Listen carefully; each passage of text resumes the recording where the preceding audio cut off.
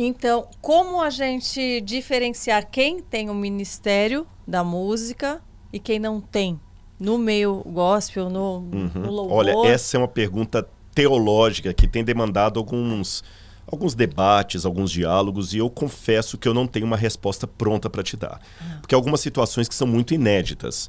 Biblicamente falando, entre os ofícios dos sacerdotes, dos levitas, estava também o do coral. Você tinha o coral Sim. de levitas. Então a música está, de certa forma, envolvida dentro daquele conjunto de pessoas que teria o direito bíblico de receber pelo dízimo. Agora, você sabe que com o passar do tempo, algumas coisas são adaptadas. Por exemplo... Sim, porque não está cantando, por exemplo, só dentro também só dentro, da igreja, está exatamente, tendo shows específicos. Na época do Antigo Testamento não estava previsto o cargo de apóstolo. Então, quando Paulo e os demais são apóstolos, eles têm que dar uma adaptação ao princípio do dízimo, porque no Novo Testamento nem tem sacerdócio naquele sentido de sacrificar cordeiros e tudo mais. Sim. Então a gente tem que tomar esse cuidado de não fugir do princípio bíblico, mas adaptar. E o que acontece? A ideia dos músicos gospel hoje ela é muito nova e tem muitos que fazem um trabalho maravilhoso. Mas algumas coisas, se não forem bem normatizadas, elas podem fugir um pouquinho assim. Por exemplo, você sabe que hoje nós temos o consumidor espiritual. Isso é perigoso por um lado. Por quê? O mercado, estou falando mercado no sentido bem capitalista da palavra. O mercado tem os seus nichos. Então tem o nicho da dona de casa, tem o nicho da empresária, tem o nicho do cara que gosta de futebol, tem o nicho do cara que gosta de esportes, que malha, tem o nicho do vegano, e eles começam a vender coisas para cada nicho. E entre esses nichos descobriram um nicho novo, o crente, o consumidor espiritual. Então muitas pessoas jogaram esse nicho no mercado não com o intuito de ir e pregar o evangelho, mas para ele é apenas mais um consumidor, mais um cliente. E aí começam a fazer algumas coisas que começam a beirar aquilo que Paulo chamou de mercadejar a palavra de Deus. Uma palavra forte, mercadejar quer dizer vender a palavra de Deus. Lembremos que Jesus um dia pegou um chicote e fez um estrago lá nos vendilhões do templo. A gente tem que tomar cuidado com isso. Então, em que pese o fato de que há músicos que fazem um trabalho extraordinário, maravilhoso, há aqueles que querem apenas aproveitar a onda midiática. Eu quero ser famoso no meio evangélico e vou produzir coisas para os evangélicos consumirem também. Então, a gente tem que tomar cuidado com isso. Os pregadores também não estão isentos disso, de eu deixar de ser um pregador da palavra de Deus para ser apenas um palestrante de autoajuda. Há uma diferença entre ser um pregador e um palestrante de autoajuda. Sim. Agora, isto colocado, eu acho que as igrejas têm que normatizar quais seriam os critérios para considerarmos um músico, um ministro de louvor, ou um músico apenas um cantor gospel, que para mim não são sinônimos perfeitos. E às vezes não há nenhum demérito em ser apenas um cantor gospel. Às vezes a pessoa fala, não, só quero ser um cantor e vou viver da minha música. Coloco lá no Spotify e ganho dela. Agora, uma notinha de rodapé. Devemos também ter um pouquinho de paciência com os músicos e não só paciência, essa talvez não seria a palavra mais apropriada, de consideração pelo seguinte. Eu acabei de falar que quando eu sou convidado para ir a uma igreja Assembleia de Deus, batista, presbiteriana e tudo mais, muitas eu não atendo, é por problema de agenda. É por problema de agenda, que minha agenda é muito lotada. Eu não cobro para ir. Eu não cobro para ir. Mas eu posso me dar ao luxo de não cobrar para ir. Por quê? Por causa do que eu falei anteriormente. Todo salário vai lá caindo na minha conta. Sim. Quer eu pregue na Assembleia de Deus ou não, o meu salário está caindo ali. Agora, o cantor não. Ele não tem uma igreja por detrás dele que o banque. Então ele tem que viver o quê? Da música. E há muitos músicos que eu conheço que cantam muito bem, mas durante a semana ele tem a profissão dele. Ele trabalha, sei lá, ele é um contador, ele é um farmacêutico, mas ele tem uma voz maravilhosa, mas não dá para viver da música.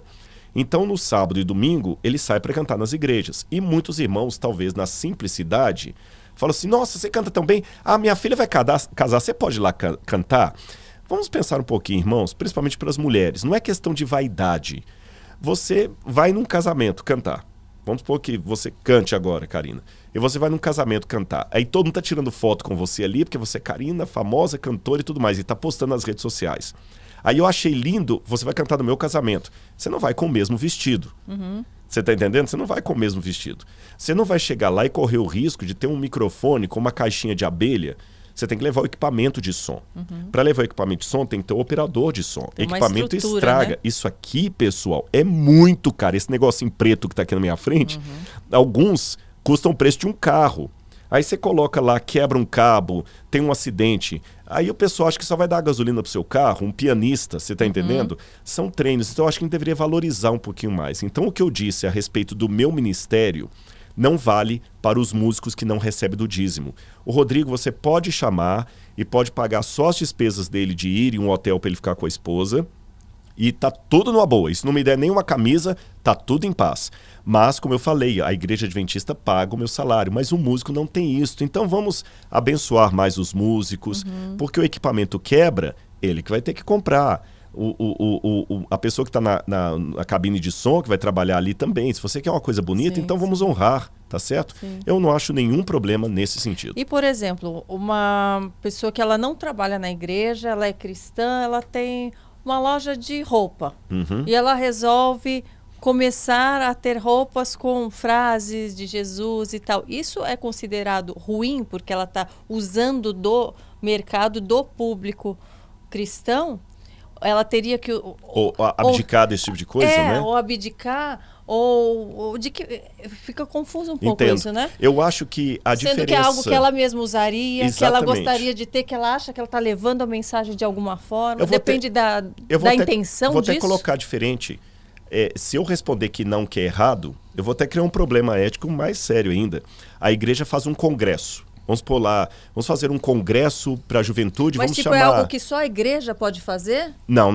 Ou a pessoa... Não, a pessoa pode, mas eu estou colocando justamente, né? para piorar isso.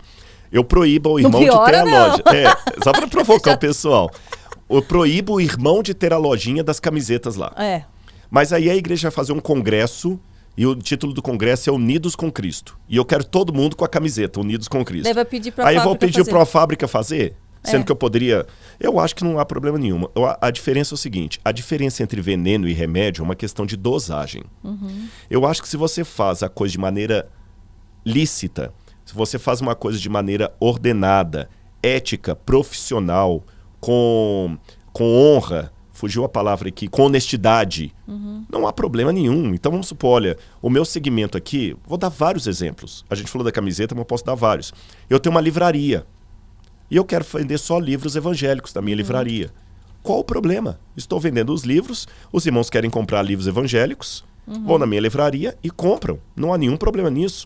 O outro quer fazer a camiseta. Ou uma estilista. Vamos supor que uma mulher ela é estilista, ela se converte e ela fala assim, gente, eu percebi uma coisa, não levem a mal não, mas eu sou estilista de modas, eu entendo de moda. E eu vejo que às vezes as irmãs se vestem de uma maneira um pouco breguinha. E eu acho que a maneira delas vestirem pode ser também um cartão de visita para alguém vir à igreja. Mas assim, eu vou para essa igreja aí para ficar... Ou mesmo os homens. De repente, eu vou fazer uma grife, uma linha só para as mulheres. Qual o problema disso? Ela está ganhando honestamente o pão dela. Não há nenhum problema nisso, não há nenhuma divergência nesse sentido, tá certo?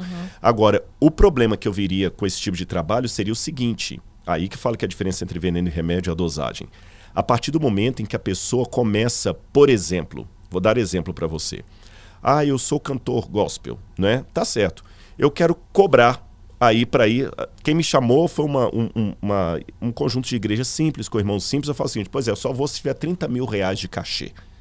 E eu chego lá e eu começo a fazer várias exigências, como se fosse Michael Jackson se apresentando no Rock in Rio.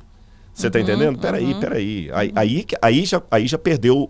Sim. O sentido para mim. Sim. Ou quem sabe uma irmã que faz uma linha de roupas assim, mas ela faz também de um jeito que não é o jeito bíblico da modéstia cristã.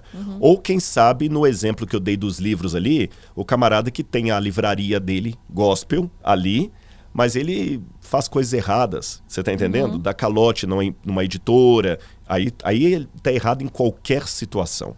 Agora, os irmãos ganharem dinheiro com a temática bíblica e evangélica, eu, Rodrigo, particularmente, não vejo nada na Bíblia que eu poderia dizer, não, isso aqui é pecado, é proibido. Alguém pode até falar, mas no tempo da Bíblia não tinha isso. Sim, mas no tempo da Bíblia também não havia o mercado. Não havia o mercado. Então a gente não precisa tanto ir por aí, por essa situação, sabe? Eu acho que não há problemas nesse sentido. Eu, pelo menos, não vejo nada na Bíblia que eu possa falar, não, está errado à luz da palavra de Deus.